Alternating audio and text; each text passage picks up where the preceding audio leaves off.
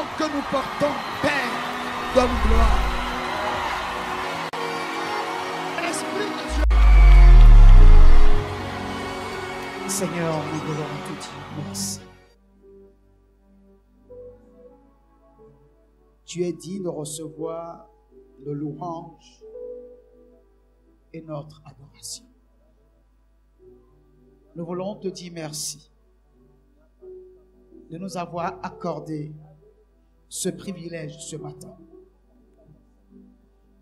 Nous tenant dans ta présence, nous voulons te demander de nous parler ce matin et de nous guérir au travers de ta parole. Car auprès de toi se trouve la vie, la gloire et l'honneur. Ta parole déclare que si l'Éternel ne veille, que tous ceux qui veillent, veillent en vain. Éternel Dieu, règne au milieu de nous, règne dans nos cœurs, bâtis nos vies à partir de ta parole. Saint-Esprit, viens et prends le contrôle de toutes choses. Il est écrit que la lettre tue, mais ton esprit vivifie. Saint-Esprit, viens transmettre à chacun de nous la vie qui est cachée dans la parole. Car tu as dit, vous sondez les Écritures, croyant trouver en elles la vie. Seigneur, merci. Merci pour nos vies. Merci pour ta grâce et ta faveur. Merci pour tes multiples bénédictions. Merci, merci. Ce matin, nous voulons te prier de prendre le contrôle. Que nous, nous diminuions et que toi, tu croisses. Un peuple sans révélation est un peuple sans frein, a dit ta parole. Et ton peuple périt faute de connaissance. Éternel Dieu, nous voulons la révélation, mais nous voulons aussi la connaissance, afin de ne pas périr. Merci Saint-Esprit. Au nom de Jésus, nous avons prié. Amen.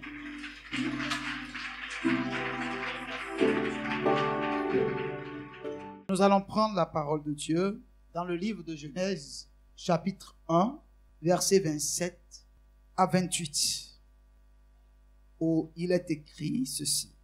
Amen. Amen. Dieu créa l'homme à son image. Il le créa à l'image de Dieu. Il créa l'homme et la femme. Dieu les bénit et Dieu leur dit, soyez féconds, multipliez, remplissez la terre et l'assujettissez, et dominez sur les poissons de la mer, sur les oiseaux du ciel et sur tout animal qui se meut sur la terre. Amen. Bien-aimés frères, quand nous lisons ce passage, nous constatons que Dieu a placé l'homme dans une condition où il ne peut pas ne pas être béni. Gloire à Dieu. Mais quand nous regardons la création, nous constatons que tout a un processus. Tout a un processus. La bénédiction de Dieu a un processus. Gloire à Dieu. Parce qu'au moment où Dieu disait à l'homme et à la femme d'être féconds, de se multiplier, de remplir la terre, ils n'avaient pas encore de chair. Ils étaient encore à l'image de Dieu. Ils étaient encore esprits. Ce n'est que dans le livre de Genèse, chapitre 2, verset 7, que la Bible nous a dit, l'Éternel Dieu forma l'homme de la poussière de la terre. Donc l'homme avait été créé à l'image de Dieu, mais Dieu a fini par lui former un corps. Mais avant qu'on ne lui fasse un corps, Dieu l'a déjà béni en disant, soyez féconds et multipliez. Amen. Ça veut dire que la bénédiction de Dieu dans notre vie a un processus. Il y a des étapes par lesquelles nous devons passer pour avoir accès à la bénédiction de Dieu. Alléluia. Dieu lui-même, quand il a créé le monde, la Bible nous a dit que la terre était informe et vide. Dieu pouvait faire les choses de manière à ce qu'il n'y ait pas de chaos. Mais il a créé tout dans le chaos. Et après, la Bible nous dit, il a commencé par mettre de l'ordre dans chaque chose. Pour atteindre l'objectif qu'il s'est fixé. Pour nous montrer simplement que tout a un processus dans la vie de l'homme. Dans la vie, n'est-ce pas, de la terre que Dieu a créée. Et donc, Dieu a donné la domination à l'homme. L'homme est venu voir tout déjà fait. Et Dieu l'a placé et dit, maintenant, domine. Même la domination a un processus. Alors, bien aimé, dans la vie de chacun de nous, ce que Dieu a promis de faire a un processus. La bénédiction de Dieu ne peut pas venir du jour au lendemain sans passer par des processus. Et ces processus sont bien définis dans la Bible. Et nous sommes son peuple, le troupeau de son pâturage. Et c'est au travers de nous que le monde verra comment Dieu amène sa parole à l'accomplissement dans la vie de ceux qui croient en lui. Bien-aimés frères, dans le livre de Psaume 24, verset 1, la parole de Dieu va nous dire ce qui suit. Amen. À l'Éternel, la terre est ce qu'elle renferme. Le monde est ce qu'il habite. Amen. Et ceux qui l'habitent. Je voudrais que nous puissions comprendre que c'est Dieu qui a créé la terre et il nous a mis là-dessus. Et tout ce qui est sur la terre sont à Dieu. Et tous ceux qui sont sur la terre sont à Dieu. Que vous soyez païens ou que vous soyez chrétiens, vous devez comprendre une chose, que vous lui appartenez. Il n'y a rien sur la terre qui n'appartient à Dieu. Et c'est pourquoi Dieu peut prendre toutes les décisions qu'il veut. Et personne ne peut lui dire pourquoi. Donc, aucun de nous n'a le droit même de poser la question à Dieu, pourquoi cela m'est arrivé. C'est un manque de respect que de dire pourquoi ça m'est arrivé. Pourquoi Dieu tu as permis. Parce que la Bible dit que Dieu est le donateur de toute vie. Et il est libre de retirer la vie de qui il veut, quand il veut, comme il veut. Que nous connaissions Dieu ou que nous ne le connaissons pas, nous sommes à lui. Ne l'oublions jamais. Que nous sommes la propriété de Dieu. Et la terre sur laquelle nous nous tenons n'est pas à nous. Et rien de tout ce qui se trouve sur la terre ne nous appartient. Tout appartient à Dieu. Parce que rien ne se crée, tout se transforme. Et c'est à partir de ce que Dieu a créé que nous pouvons transformer.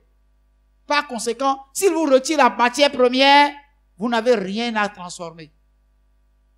On est d'accord? C'est pourquoi l'homme doit craindre Dieu. Donc toi-même, tu es debout là. Tu es entièrement à Dieu. Esprit, âme et corps. Et devant Dieu, tu ne peux parler. Tu dois apprendre à te taire devant Dieu. Parce que toi et moi là, nous ne sommes absolument rien.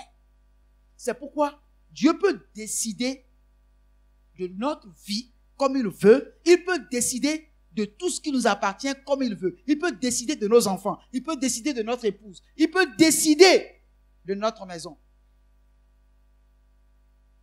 Parce que Dieu répond de tout.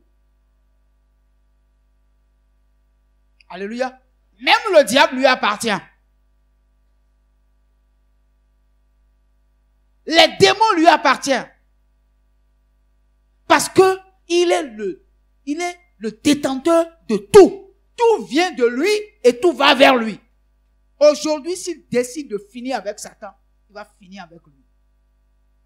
Parce que Satan n'a pas encore fini de jouer le rôle qui est le sien, qui lui a confié. Même Satan n'est pas libre. Il dépend de Dieu. Il n'est pas libre. Il dépend de Dieu. Il n'y a rien qui échappe à Dieu. Le diable même là, il accomplit la volonté de Dieu sur la terre. Il peut se vanter, faire tout ce qu'il veut. Mais lui-même sait que Dieu est son créateur. Et que c'est Dieu qui décide de lui. Et s'il est encore en liberté, c'est parce que Dieu l'a voulu. Si Dieu ne le veut pas et que Dieu dit je t'arrête, Dieu va l'arrêter. Or, Dieu a fixé un temps pour mettre fin à son règne. Donc, rien n'échappe à Dieu. C'est pourquoi, en tant qu'enfant de Dieu, nous devons apprendre à rendre grâce à Dieu en toutes choses. Alléluia. Nous devons apprendre à rendre grâce à Dieu en toutes choses.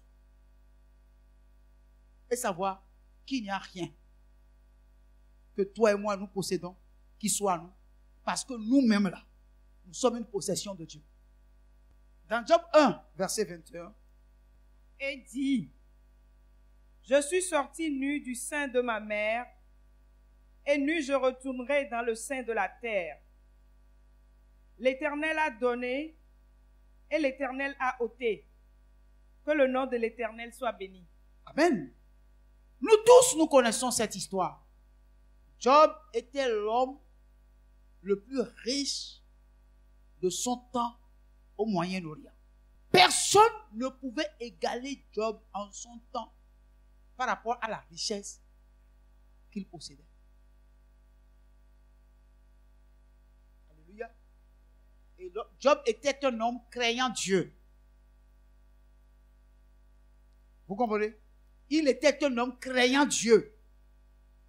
Donc Dieu rend témoignage de lui en disant, il n'y a pas quelqu'un sur la terre, un adorateur comme Job sur la terre, il n'y a pas. Il n'y a pas. Et il était l'homme le plus riche de son temps. Il craignait Dieu. Mais un jour, subitement, il a perdu tout en un seul jour. Il a perdu tous ses enfants. Il a perdu tous ses animaux. Il a perdu toutes ses maisons. Il a tout perdu en un jour.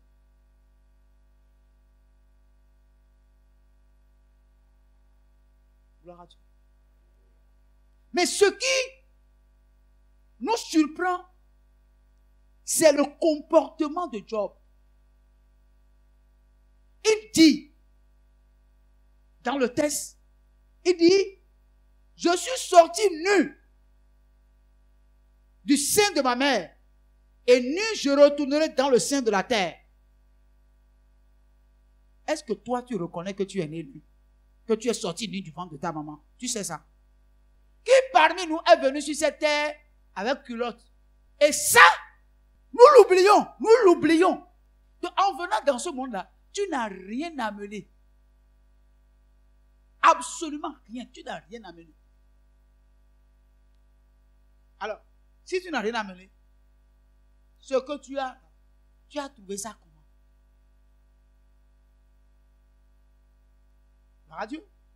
Est-ce que c'est toi qui les as créés? Donc ces choses-là étaient déjà dans le monde avant que tu ne viennes dans ce monde nu. Tu n'as rien amené. C'est pourquoi Paul a dit, qu'as-tu que tu n'aies reçu? Qu'as-tu que tu n'aies reçu? Ma soeur, mon frère, reconnais que tu es venu dans ce monde nu. Et avant qu'on ne vienne, tu ne viennes là. On a déjà préparé ton trousseau. C'est quelqu'un d'autre qui a préparé ton trousseau. Et quand tu es venu là, on t'a mis quelque chose. Sinon, tu n'as rien amené. Mais n'oublie pas aussi, tu n'emporteras non plus rien. Le jour où tu vas quitter ce monde-là, tel que tu es venu là, tel tu vas partir. Gloire à Dieu. Sinon, c'est encore les vivants qui vont te mettre costume et cravate. Qui vont pourrir dans la tombe. Bien-aimés, nous avons besoin de bien réfléchir et comprendre que Dieu n'est pas bête. Que ceux qui croient que Dieu est bête là, qui comprennent que ils n'ont rien compris.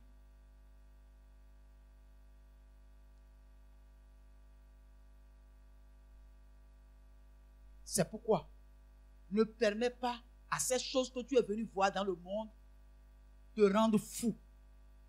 Parce que ces choses, c'est dans ce monde que tu es venu les voir et tu vas les laisser encore ici. Ils ne t'accompagneront pas. C'est pourquoi, frère, pendant les jours de ta vie, sache comment il faut marcher. Parce que nous sommes venus, nous allons partir. Personne parmi nous n'a rien amené et personne n'emportera rien.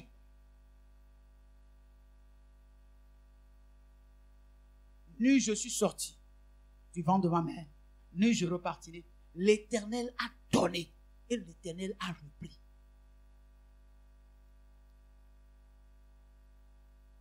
Quand tu vas oublier que tout ce que tu possèdes, même quand tu dis que je n'ai rien, tu n'es pas venu ici nu ce matin. Tu as quelque chose. Au moins, tout ce qui est sur toi là, c'est ton appartenance. Mais la Bible dit que Job a dit, l'Éternel a donné et l'Éternel a repris. Que son nom soit loué. Ne pas être reconnaissant de ce que Dieu a fait pour nous est un grand péché. Et c'est pourquoi la Bible nous a interdit de murmurer. Et Paul va nous dire, ne murmurez pas comme eux. Ils ont murmuré dans le désert et plusieurs parmi eux ont péri dans le désert.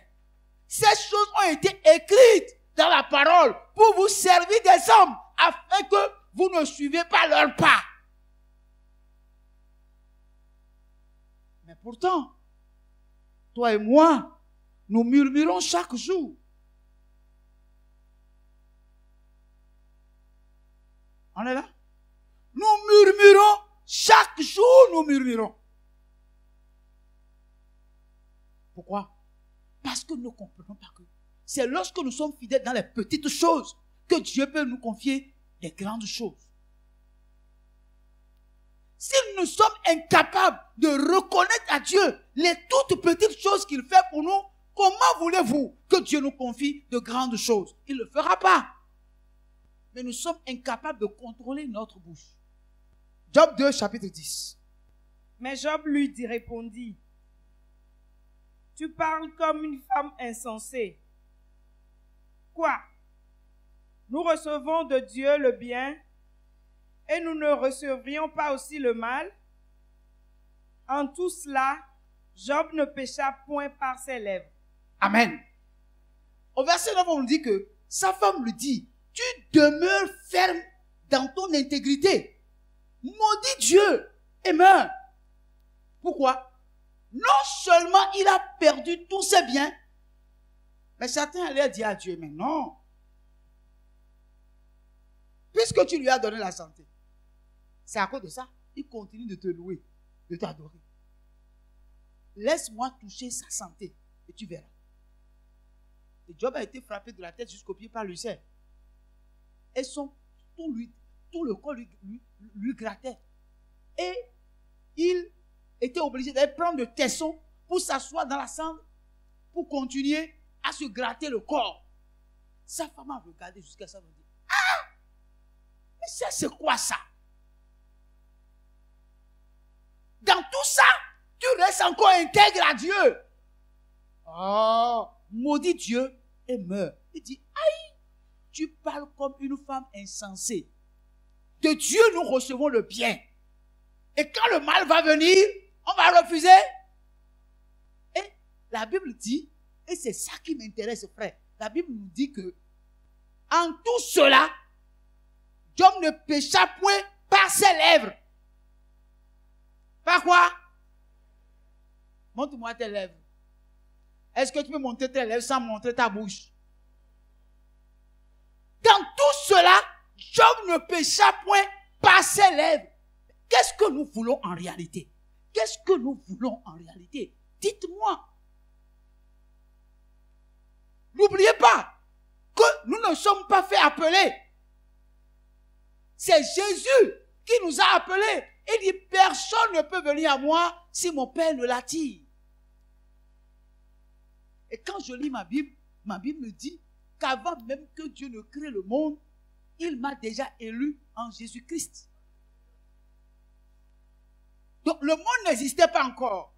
Pour qu'on parle de l'homme a existé et qu'on parle de la chute de l'homme. Mais déjà, bien avant la fondation du monde, il m'a déjà élu en Jésus-Christ.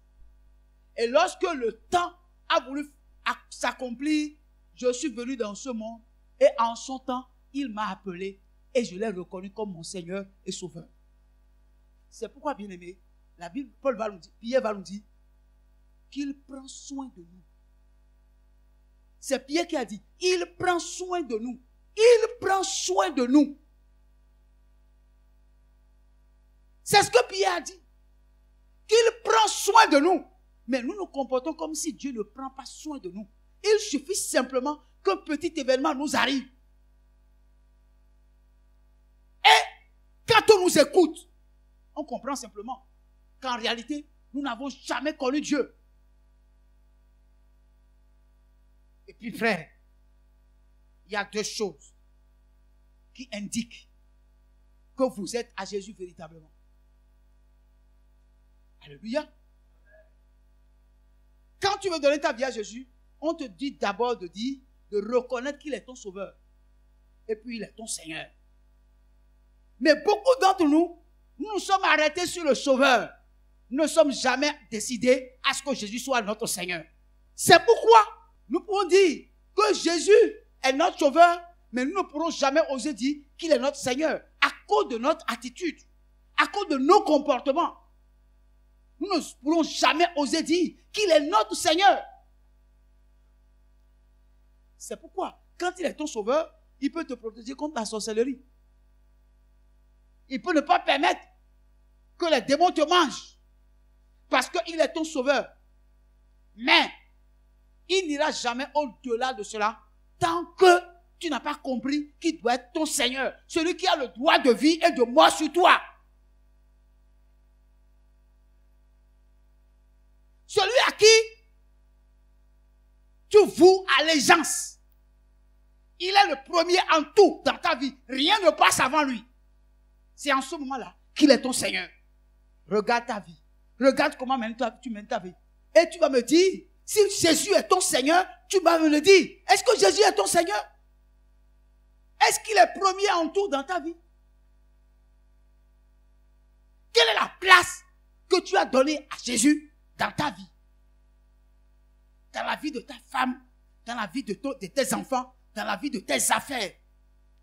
Quelle est la place qui revient à Dieu? Est-ce que ta femme vient avant Jésus? Est-ce que tes affaires viennent avant Jésus? Si quelque chose vient avant Jésus dans ta vie, il faut savoir que Jésus n'est pas ton Seigneur, il n'est que ton sauveur. il ne répond pas de toi en tant que Seigneur. Bien-aimé, où en sommes-nous aujourd'hui? L'Éternel a donné, l'Éternel a repris. Nous recevons de Dieu le bien. Et comment refuserons-nous le mal? Et dans tout cela, Job n'a point péché. Gloire à Dieu. Chacun n'a qu'à interroger sa conscience pour se dire, est-ce que Jésus est mon Seigneur vraiment? C'est là où se trouve le problème. Parce que si Jésus est ton Seigneur, rien ne peut occuper la première place dans ta vie. Il passe avant ton épouse, avant ton époux, avant tes enfants, avant tes affaires. Il passe avant tous tes biens. Si ce n'est pas ça, Jésus n'est pas ton Seigneur. Il n'est que ton Sauveur.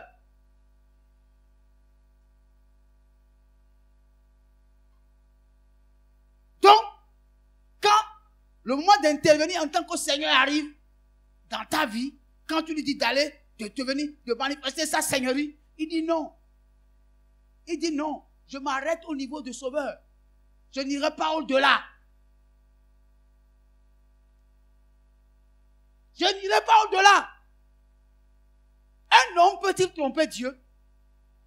Et Dieu a dit, vous me trompez.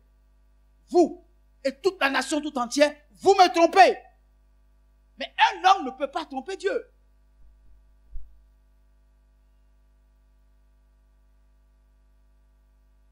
Et Paul va dire dans Galates, ne vous y trompez pas. Ce qu'un homme aura semé, il le moissonnera. Bien-aimés, nous sommes des enfants de Dieu. Et Dieu a des principes qu'il a établis. Et en tant que ses enfants, nous devons marcher selon ces principes si nous voulons entrer en possession de tout ce qu'il nous a promis. C'est-à-dire, il n'y a rien à inventer. C'est dans la parole. Et les gens ont servi Dieu avant nous. Et ces gens qui ont servi Dieu avant nous ont marché comme la parole de Dieu l'a indiqué. Et pourquoi nous ne voulons pas marcher comme les hommes là ont marché? Et nous voulons avoir le même résultat que ces hommes. Pourquoi? Nous croyons que Dieu est un insensé. Il dit, je veille sur ma parole pour l'accomplir. Cessons de nous tromper. Parce que nous ne pouvons pas tromper Dieu. Mais en croyant que nous trompons Dieu, c'est nous-mêmes que nous trompons dans nos comportements.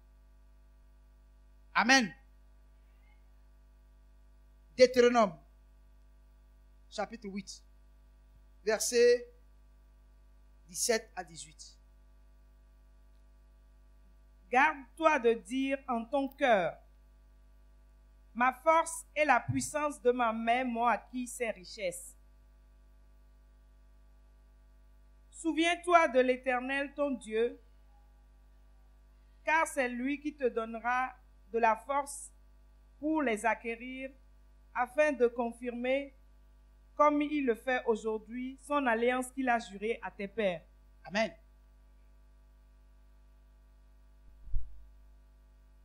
Garde-toi de te dire en ton cœur, ma force et la puissance de ma main m'ont acquis ces richesses. La force que tu l'as achetée.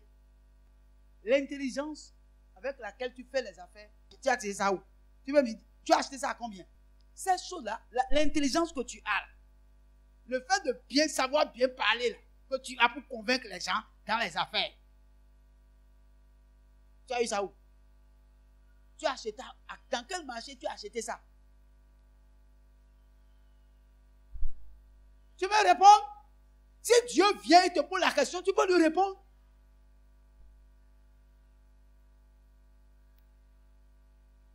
Ne marchons pas avec Dieu en insensé.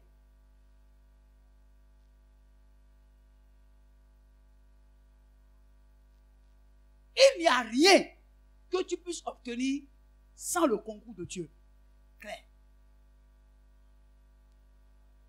Donc, garde-toi en ton cœur que ce n'est pas ta sagesse, ce n'est pas ton intelligence, ce n'est pas ta connaissance, ce n'est pas tes relations. Même les relations que tu as, c'est Dieu qui permet que tu aies des relations. Sinon, tu ne peux pas avoir. Tu ne peux pas.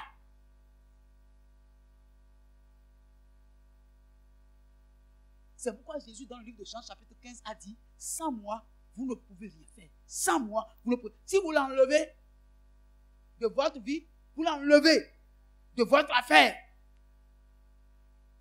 vous allez comprendre.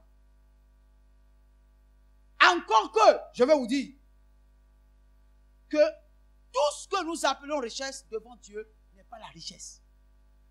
Parce que tous ceux que vous voyez qui sont riches, comme nous disons qu'ils sont riches, et ils sont des païens, leur richesse devant Dieu n'est pas une richesse.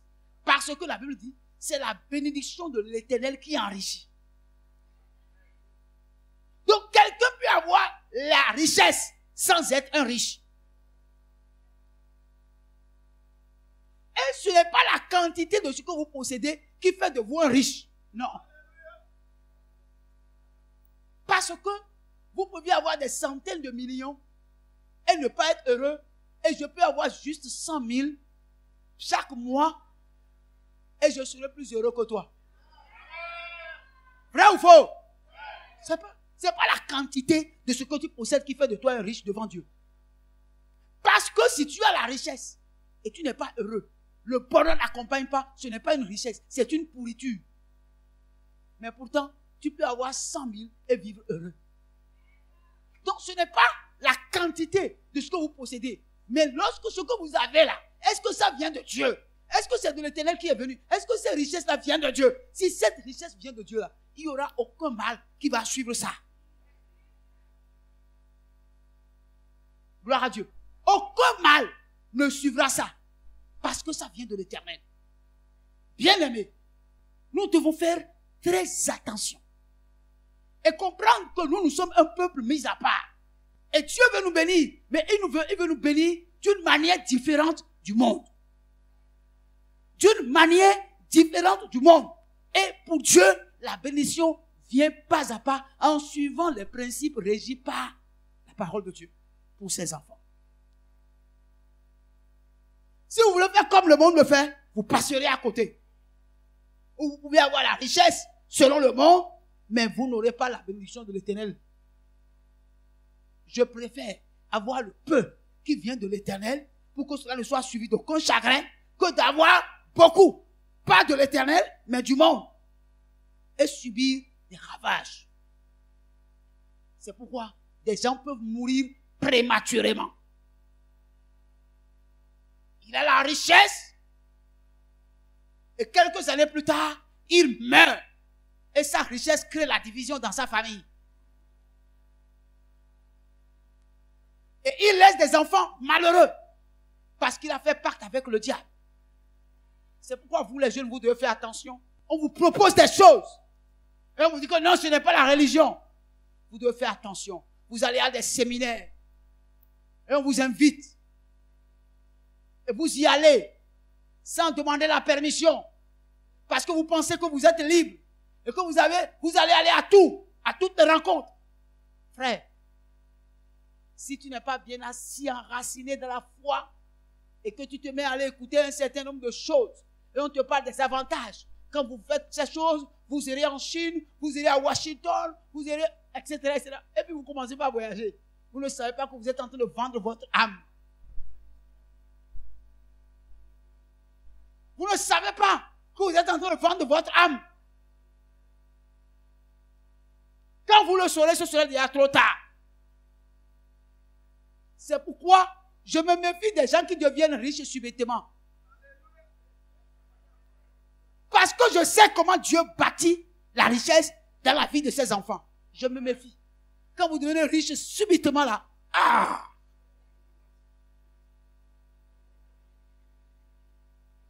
gloire à Dieu. Dieu a sa manière de bâtir ses enfants, de bâtir son peuple, de bâtir la richesse de ses enfants. Et quand Dieu bâtit ta richesse, ça s'enracine. Même si ça part, ça va revenir. C'est pourquoi Job a reçu encore 3 fois ce qu'il a perdu.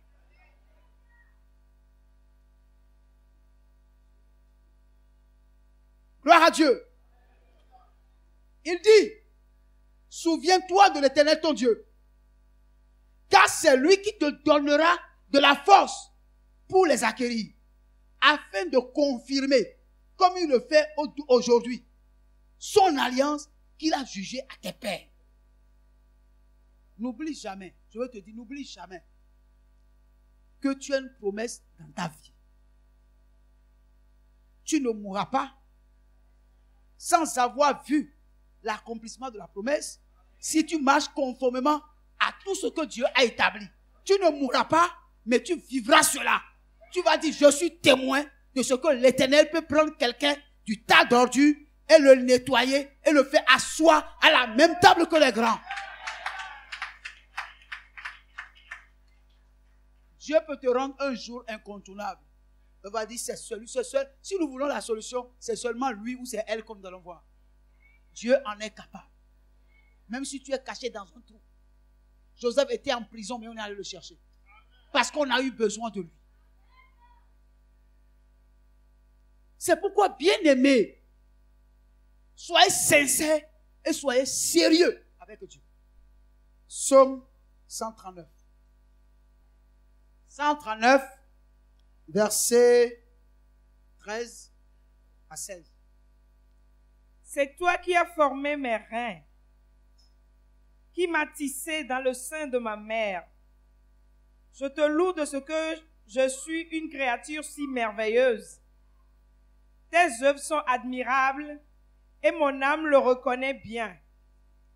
Mon corps n'était point caché devant toi lorsque j'ai été fait dans un lieu secret, tissé dans les profondeurs de la terre. Quand je n'étais qu'une masse informe, tes yeux me voyaient. Et sur ton livre étaient tout inscrit les jours qui m'étaient destinés avant qu'aucun d'eux existât. Amen. Écoutez, bien-aimé. Regarde-toi bien, regarde-toi. Alléluia. Tu ne t'es qu'un liquide. Tu ne t'es qu'un liquide qui est sorti de ton père pour entrer dans le ventre de ta mère. Liquide. Est-ce que tu te souviens que tu étais dans un état informe? Est-ce que tu te souviens? Tu ne t'es que goutte de liquide. Je dirais goutte, je ne dirais pas liquide, goutte de liquide qui est sortie du sein de ton père pour entrer dans le ventre de ta mère. Insignifiant. Maintenant, toi, tu veux contester contre Dieu. Tu veux contester contre Dieu. Tu veux contester. Tu dis, Dieu, je connais la parole, mais je ne veux pas l'accomplir. Je ne veux pas marcher dans ça. Un homme peut contester contre Dieu. Toi-même, regarde toi-même. Est-ce que tu es sérieux? Avec Dieu, tu es sérieux.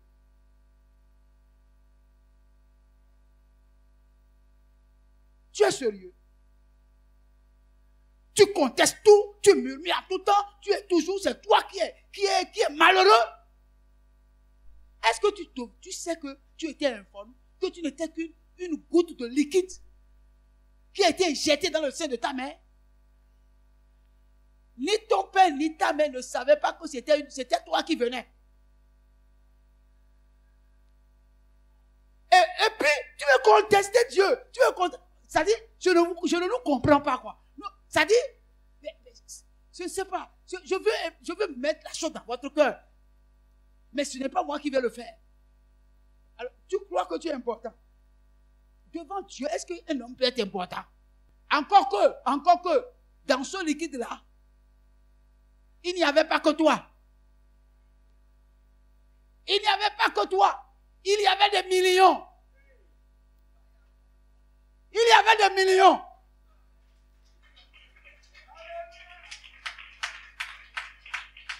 Il y avait des millions.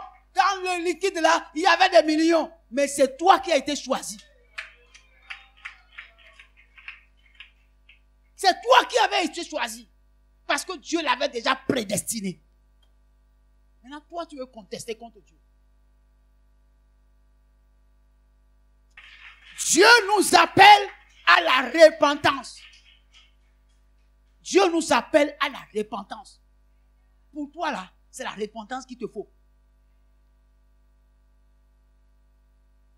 C'est la repentance qu'il faut. Des gens qui contestent la parole de Dieu. Ils ne veulent pas obéir. Ils ne veulent rien respecter. Ils se croient plus sages que Dieu, pensant qu'ils peuvent échapper. Personne ne peut échapper à Dieu.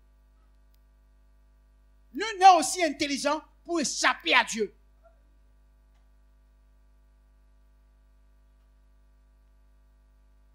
Ne vous y trompez point. Ce qu'un homme aura semé, il le moissonnera. Que Dieu vous garde.